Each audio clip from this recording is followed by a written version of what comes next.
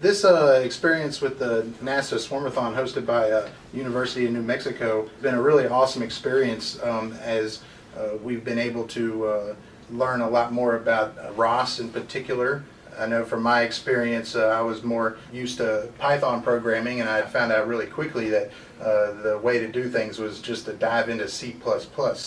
And that's been a good learning experience in itself, and I think as far as our own professional development goes, this is very beneficial. The NASA Swarmathon is really exciting because some of our ideas could potentially be used in the future for trips to Mars or to establish a permanent base on the moon.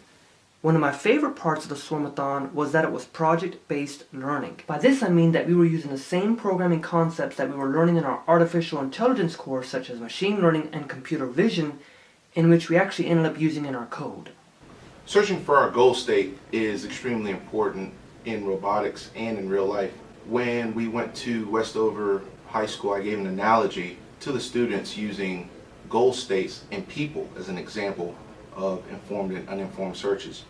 Every day in life, we're going through life as a search, whether it be looking for a parking spot or just trying to figure out what we're going to do in college. And the more informed your search is, the sooner or actually more efficient you can reach your goal state. Working on the Swarmies for the NASA Swarmathon has both been challenging and educational. We quickly discovered there was a huge difference between working on the hardware compared to the simulation.